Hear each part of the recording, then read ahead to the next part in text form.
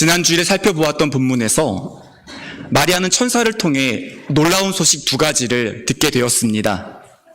첫 번째는 자신이 임신하게 될 것이라는 예언이었고, 두 번째는 나이가 많은 친척 엘리사벳이 하나님의 특별한 은혜로 아이를 임신했다는 소식이었습니다.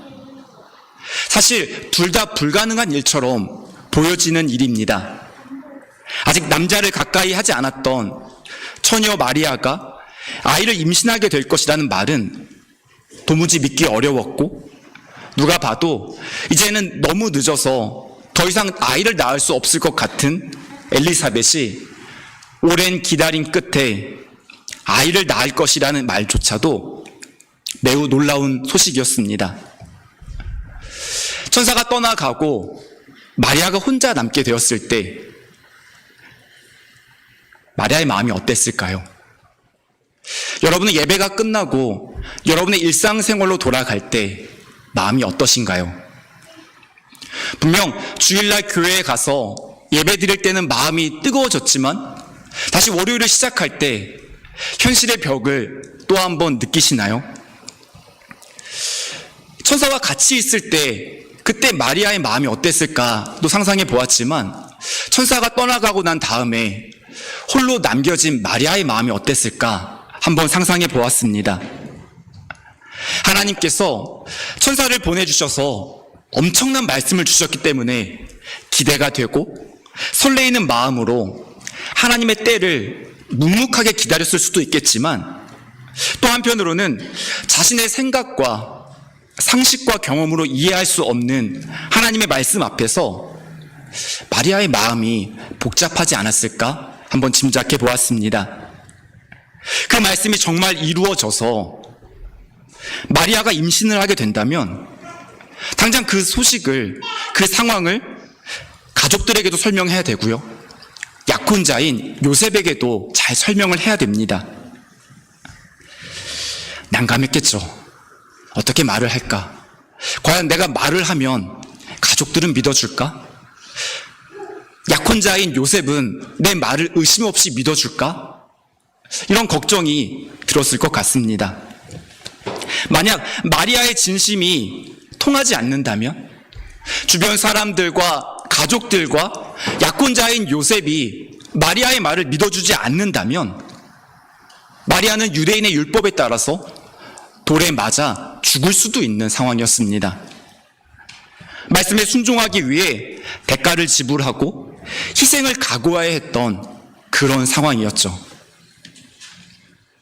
마리아는 그때 혼자 있는 것을 선택하지 않았습니다.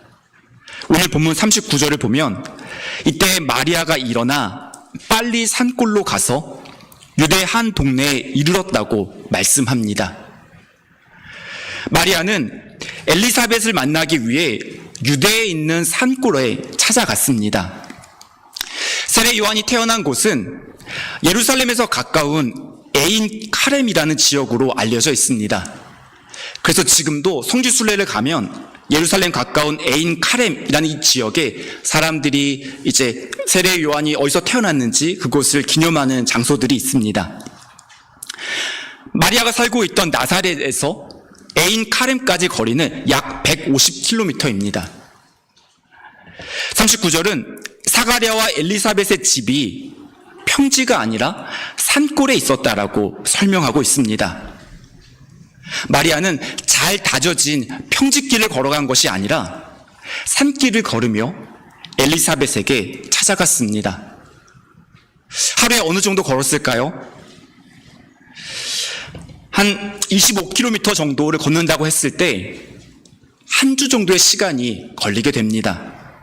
보통 어른 남자가 한 시간에 약 4km 정도를 걷는데요, 오전에 한 3, 4시간 걷고 점심을 먹으면서 잠시 쉬었다가 다시 오후에 한 3, 4시간 걸으면 대략 한 25km를 걸을 수 있어서 그렇게 계산을 해보았습니다. 물론 이제 걸음이 빠르신 분들은 조금 더 짧을 수도 있고 또 반대로 조금 더 느려질 수도 있겠죠. 가깝지 않은 거리입니다.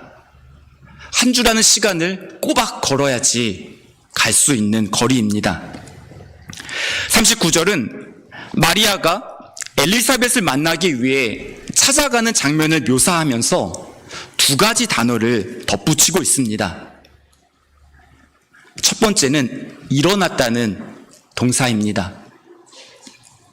마리아의 마음에 있었던 결단이 행동으로 옮겨지는 과정을 누가복음의 저자는 놓치지 않고 일어났다라는 단어로 묘사하면서 강조하고 있습니다. 또한 빨리라는 말을 추가해서 마리아의 마음을 간접적으로 표현하고 있습니다. 마리아는 왜 빨리 엘리사벳을 만나기 위해 그 먼 거리를 찾아갔을까요? 누가복음의 저자는 이 부분을 묘사하면서 왜 빨리라는 단어를 빠뜨리지 않고 여기에 삽입했을까요? 본문을 읽으면서 이러한 의문을 갖게 되었습니다. 창세기를 읽어보면 하나님의 말씀을 들은 다음날 아침 일찍이 일어나서 길을 떠났던 아버지와 아들이 있습니다. 어느 날 하나님께서 아브라함에게 나타나셔서 번제를 드리라고 말씀하셨습니다. 여러분 아시겠지만 번제는 희생제물을 죽인 후에 불에 완전히 태워서 드리는 제사를 의미합니다. 여기서 한 가지 문제는 그 희생제물이, 혹시 어린 아이들이 있나요? 잠시만 귀를 막아주세요. 그 희생제물이 바로 아들 이삭이라는 점입니다. 이렇게 떼셨습니다. 창세기 22장 2절의 말씀을 제가 읽어보겠습니다. 여호와께서 이르시되 내 아들 내 사랑하는 독자 이삭을 데리고 모리아 땅으로 가서 내가 내게 일러준 한 산 거기서 그를 번제로 드리라. 아브라함이 100세가 되었을 때, 그의 아내 사라가 90세가 되었을 때 하나님의 특별한 은혜로 아들 이삭을 얻게 되었습니다. 아들을 낳기 위해 오랜 시간 하나님의 약속을 기다렸던 아브라함과 사라에게 아들 이삭은 그 무엇보다도 소중한 존재였습니다. 자녀가 정말 이쁠 때 눈에 넣어도 아프지 않다라는 말을 하죠. 사실 굉장히 상투적인 표현입니다. 어떻게 딸을 눈에 넣으면 아프죠. 안 아프겠어요. 하지만 아브라함과 사라에게 이 상투적인 말이 전혀 과하지 않을 정도로 이 부부에게는 정말 특별하고 소중하고 사랑스러운 존재였습니다. 그 아들 이삭을 번제로 드리라는 말씀, 누가 봐도 상식적이지 않고 조금 감당하기 버거운 말씀입니다. 혹시나 교회에 처음 나온 분들이 계시다면, 그래서 이 말씀을 처음 듣는다면 교회 좋은 곳인 줄 알고 왔는데 하나님 이상한 분 같아 라고 오해할 수 있을 만한 그런 말씀이죠. 하지만 그 말씀을 들은 아브라함은 이렇게 반응합니다. 3절입니다. 아브라함이 아침에 일찍이 일어나 나귀의 안장을 지우고 두 종과 그의 아들 이삭을 데리고 번제에 쓸 나무를 쪼개어 가지고 떠나 하나님이 자기에게 일러주신 곳으로 가더니. 아멘. 아브라함은 머뭇거리지 않았습니다. 하나님께서 다음날 아침 일찍이 가라 말씀하지 않으셨어요. 때를 정해주시지 않았죠. 하나님께서는 그냥 말씀하셨는데 언제 갈지 어떻게 갈지는 아브라함이 선택할 수 있도록 맡겨주셨습니다. 그 말씀을 들은 아브라함은 다음날 아침 일찍이 일어나서 그 말씀에 순종하기 위해 길을 떠났습니다. 태도가 빨리, 아침에 일찍이라는 표현 안에 담겨져 있습니다. 무언가 강한 확신이 있는 사람처럼 아침에 일찍이 일어나서 하나님께서 말씀하신 곳을 향해서 출발했습니다. 아브라함은 하나님의 말씀에 순종하기 위해서 사랑하는 아들을 바칠 각오를 하고 이른 아침에 길을 떠나게 되었습니다. 오늘 본문으로 다시 돌아와서 마리아는 천사가 전해준 놀라운 소식을 듣고 엘리사벳을 만나기 위해 자리에서 일어나 빨리 유대 산골에 찾아갔다고 말씀합니다. 성경은 천사가 마리아에게 엘리사벳을 찾아가 보라 라고 말씀했다고 증언하지 않습니다. 마리아의 선택이었죠. 믿음에는 참 많은 선택이 있습니다.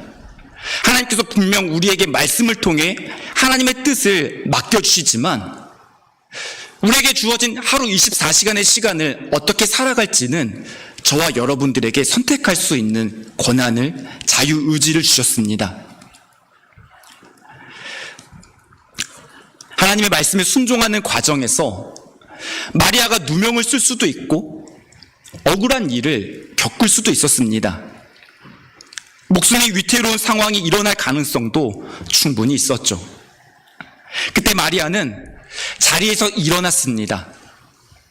그리고 빨리 엘리사벳을 만나기 위해 찾아갔습니다.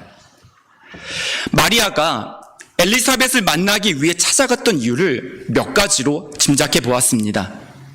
첫 번째는 천사가 전해준 말씀이 정말 사실인지 아닌지를 확인하고 싶었던 마음입니다. 천사가 마리아에게 나타나서 마리아가 임신하게 된다고 말했을 때, 여러분 지난주 말씀을 기억하시죠? 마리아는 덮어놓고 믿지 않았습니다. 남자를 가까이 하지 않았는데 어떻게 이러한 일이 저에게 일어날 수 있겠냐고 질문했죠. 그때 천사가 그냥 믿으라고 하지 않았어요. 증거를 보여주면서 하나님께는 불가능한 일이 없다. 사람으로서는 불가능해 보이지만 하나님께는 불가능한 일이 없다는 사실을 마리아에게 알려주기 위해 엘리사벳이 늦은 나이에 임신했다는 소식을 하나의 증거로 전해주었습니다. 하나님께서는 자연 질서를 만드신 분이지만 그 질서 안에 갇혀 계신 분이 아니라는 사실을 증거로 보여준 사건이었죠. 나이 많은 엘리사벳이 임신했다는 소식은 하나님의 능력을 나타내는 표적과 증거였습니다. 엘리사벳이 임신했다면 그럼 나도 임신할 수 있지 않을까라는 기대감을 심어준 그런 사건이었죠. 마리아 입장에서 천사가 전해준 말이 정말 사실인지 아닌지 확인하기 위해 아마도 엘리사벳에게 찾아갔을 것 같습니다. 두 번째는 마음을 터놓고 편안하게 말할 수 있는 대상을 만나고 싶었던 마음입니다. 마리아의 복잡한 마음, 가장 잘 헤아려주고 이해해줄 수 있는 사람은 아마도 엘리사벳이었을 것 같습니다. 왜냐하면 두 사람이 비슷한 상황에 놓여 있었기 때문이죠. 아이를 임신하게 될 것이라고는 전혀 예상하지 못했던 두 여인이 임신을 해서 한 자리에서 만나게 되었습니다. 한 사람은 너무 나이가 많아서 이제는 더 이상 아무런 기대와 소망이 없다고 생각했고, 다른 한 사람은 예상보다 너무 빨리 아이를 갖게 되었죠. 갑작스러운 임신으로 인해서 두 사람은 동병상련, 즉 서로의 마음을 이해하고 공감할 수 있는 처지가 되었습니다. 세 번째는 오랜 시간 간절하게 기도했던 엘리사벳이 드디어 하나님의 은혜로 임신하게 되었다는 소식을 듣고 축하 인사를 건네며 또 혹시 도와줄 게 뭐가 있나 하고 섬기고 싶었던 마음입니다. 성경은 마리아가 엘리사벳을 찾아가서 문안 인사를 건넸다고 말합니다. 두 사람이 만났을 때 마리아가 환하게 웃으며 축하 인사를 건네는 모습이 그려집니다. 로마서 12장 15절에서 하나님께서 사도 바울을 통해 로마 교회에 주신 말씀이 있습니다. 즐거워하는 자들과 함께 즐거워하고 우는 자들과 함께 울라. 아멘. 교회에서 우리가 함께 회복해야 하는 공동체의 모습이 이 말씀 안에 담겨져 있습니다. 즐거워하는 사람과 함께 기쁨을 나누고 축하 인사를 건네기 위해서는 상대방을 경쟁 상대로 여기지 않아야 합니다. 한국 속담에 사촌이 땅을 사면 그 다음 뭐죠? 축하해준다 아닌가요? 네. 사촌이 땅을 사면 배가 아프다는 속담이 있습니다. 사촌이 땅을 사고 좋은 직장에 취업을 하면 축하해 주어야 하죠. 꽤 가까운 사이잖아요. 하지만 사람 마음이 늘 그렇지 않은 것 같습니다.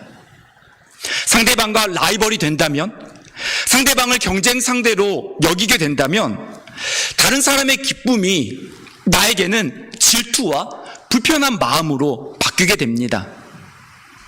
그러한 마음을 갖고 있으면 누군가 즐거운 일이 생겨서, 기쁜 일이 생겨서 터놓았을 때 함께 축하해 줄 수가 없는 거죠. 기쁘고 즐거운 일이 생긴 이웃과 형제 자매와 그리고 성도들이 옆에 있을 때 함께 축하해주고 즐거워할 수 있는 비결은 상대방과 내가 하나의 공동체이고 한 편이라고 생각할 때 가능합니다. 우리가 지금 월드컵에서 축구 대표팀의 경기에서 이기면 기분이 좋잖아요.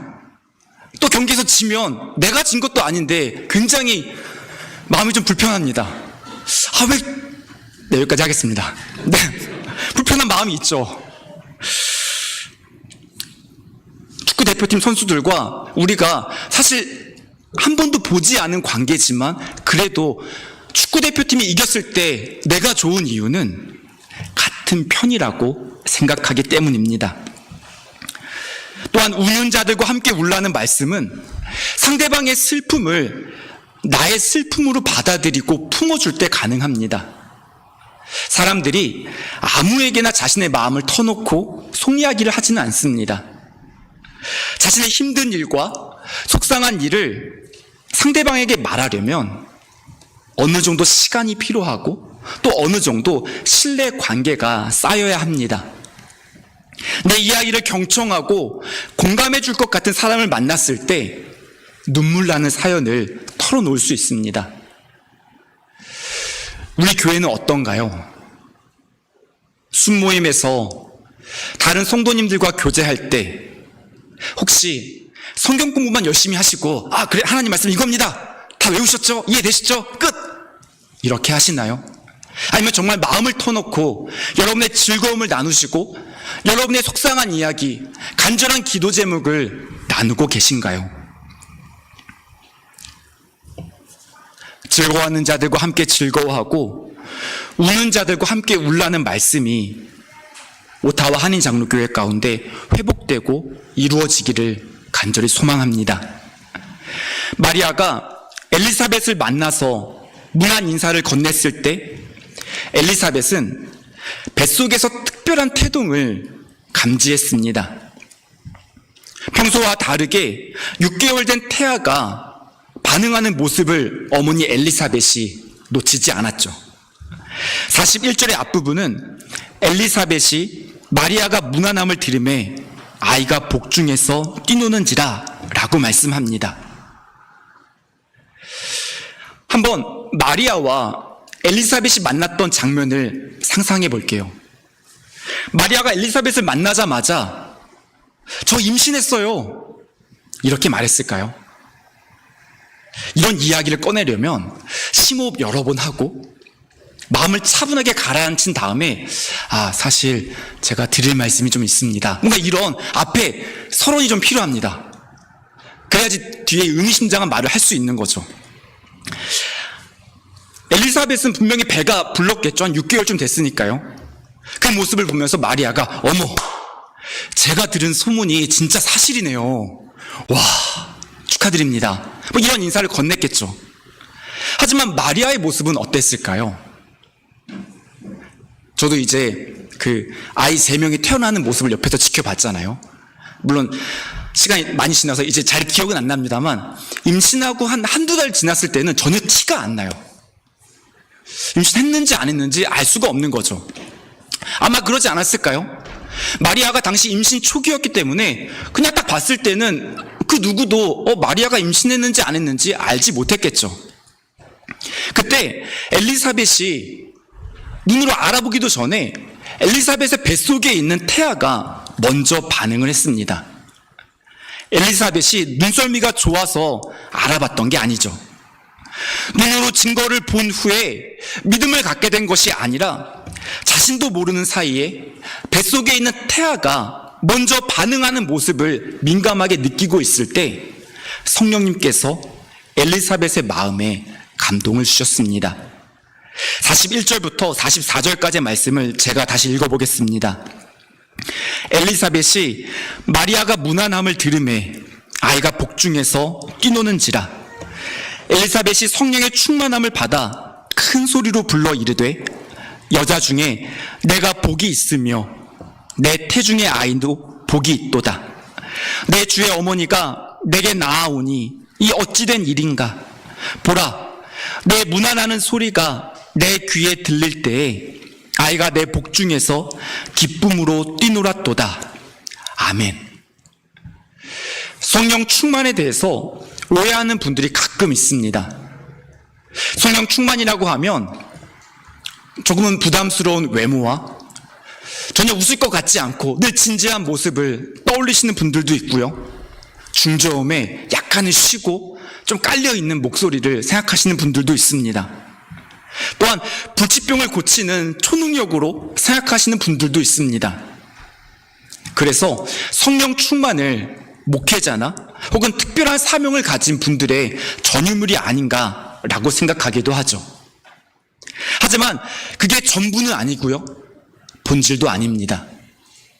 갈라디아서 5장에서 말씀하는 성령의 9가지 열매는 사랑과 희락과 화평과 오래 참음과 자비와 양선과 충성과 온유와 절제라고 말씀합니다. 성령의 9가지 열매는 혼자 있을 때 나타나기보다는 하나님과의 관계에서 그리고 다른 사람들과의 관계에서 주로 나타납니다. 신앙생활은 혼자 하는 게 아니라는 사실을 잘 보여주는 말씀이죠. 그리고 요한복음을 보면 성령님께서 어떠한 일을 하시는지 구체적으로 말씀합니다. 요한복음 14장 26절의 말씀을 제가 읽어보겠습니다.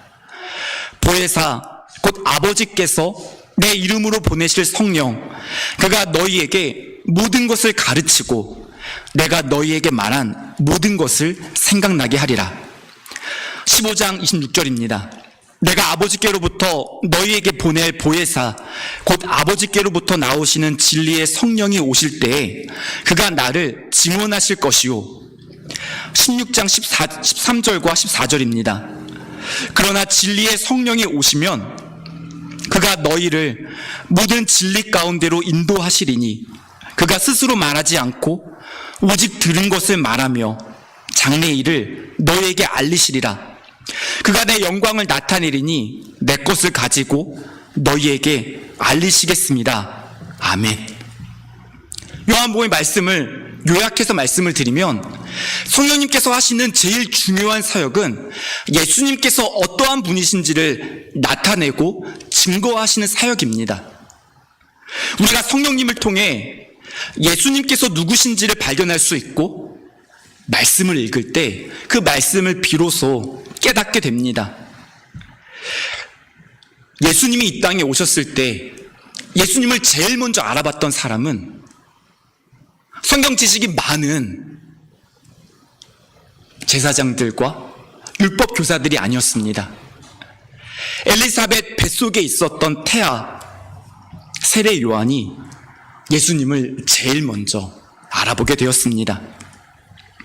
아직 태어나지도 않은 요한이 어머니의 뱃속에서 아직 태어나지도 않으신 예수님을 알아볼 수 있었던 이유는 성령님께서 그 마음에 감동을 주셨기 때문이었습니다. 그리고 그 뱃속에서 어머니 뱃속이었지만 그 얼마나 공간이 좁겠어요. 그 공간에서 상황과 환경에 얽매이지 않고 기쁜 감정을 표현하며 기쁘게 춤을 추었다고 말씀합니다. 저와 여러분이 성령 충만하게 된다면 어떠한 일이 일어날까요? 갑자기 병든 사람을 고치게 될까요? 그럴 수 있겠죠. 하지만 그것보다 더 중요한 것은 우리가 성령 충만할 때 우리 삶 가운데 찾아오신 예수님이 누구신지를 깨닫게 됩니다. 우리가 함께 성령 충만하게 된다면 분명 우리 오타와 한인장로교회 예배가 변화될 줄 믿습니다. 예배 중에 우리와 함께 하시는 예수님을 발견하고 예수님으로 인해서 기뻐하고 감격하는 은혜가 충만하게 될 줄 믿습니다. 그리고 저와 여러분들의 신앙생활이 날마다 기쁨과 감격으로 채워질 줄 믿습니다. 성령 충만함을 받은 엘리사벳은 마리아를 축복하며 마리아가 임신한 태아가 특별한 존재라는 사실을 알게 되었습니다. 45절에서 엘리사벳이 마리아에게 의미심장한 인사를 건넵니다. 45절의 말씀을 제가 새번역 성경으로 읽겠습니다. 주님께서 하신 말씀이 이루어질 줄 믿은 여자는 행복합니다. 아멘. 오늘 설교를 준비하면서 이 말씀을 계속 곱씹어보고 묵상했습니다. 그러면서 그래, 하나님께서 저와 여러분들에게 주신 이 말씀이 정말 이루어질 줄 우리가 소망하고 믿으며 행복했으면 좋겠다라는 그런 바람이 제 마음 가운데 있었습니다. 신앙생활은 예수님 안에서 참된 행복을 발견하고 그 행복을 누리는 복된 삶입니다. 행복을 발견하는 것도 중요하지만 그 행복을 스쳐 지나가게 된다면 잠깐, 아주 순간만 행복하겠죠. 그래서 행복을 발견하는 것뿐만이 아니라 그 행복을 누리는 것도 매우 소중합니다. 믿음이 가져다주는 행복에 대해서 세 가지로 정리해서 말씀드리겠습니다. 첫 번째는 기쁨과 감격을 누리는 신앙생활입니다. 오늘 본문에 등장하는 마리아와 엘리사벳은 하나님의 특별한 은혜를 경험했던 사람들이죠. 두 사람은 하나님께서 지금 여기 바로 이 자리에 함께 계심을 깨달았습니다. 마리아가 엘리사벳을 만나러 왔을 때 그녀의 마음 가운데 불안함도 있었고 또 걱정도 있었겠죠. 또 기대와 소망 같은 여러 마음들이 교차했지만 엘리사벳과 뱃속에 있는 태아 요한이 마리아와 예수님을 알아보고 기쁨으로 맞이했을 때 함께 기뻐하고 즐거워하며 기쁨을 누리게 되었습니다. 두 번째는 서로에게 위로와 격려가 되는 공동체입니다. 마리아와 엘리사벳은 혼자가 아니었죠. 서로에게 문안 인사를 건네고 서로를 축복하면서 위로와 격려를 주고받았습니다.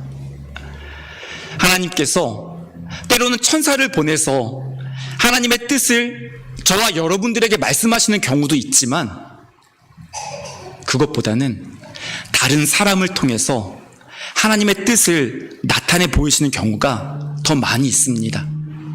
다른 사람을 통해서 저와 여러분들의 마음을 움직이시는 경우가 더 많이 있습니다. 제가 9년 전에 캐나다에 유학을 오기 위해서 준비할 때 사실 걱정을 진짜 많이 했습니다. 자신감은 없고 걱정이 많이 되더라고요. 왜 그렇게 걱정이 많이 되나 생각해 봤더니 제가 그 당시에 이제 고등부를 섬기면서 믿음에 대해서 참 많이 설교를 했었는데요. 믿음에 대해서 설교하는 건 쉬웠는데 정작 믿음으로 살아가는 거는 쉽지 않더라고요. 제가 진짜 믿음이 부족하구나를 많이 그때 발견했습니다. 마음이 불안하니까 자려고 누워도 잠이 안 오더라고요. 제가 어지간하면 누우면 거의 한 1, 2분 안에 잠이 들거든요. 근데 그때는 몇 시간 동안 뒤척이다가 한숨 쉬고 그렇게 불면증으로 고생했던 시간이 떠오릅니다. 제가 잊을 수 없는 날이 있는데요. 2016년 12월 25일입니다. 무슨 날인지 아시죠? 성탄절인데요.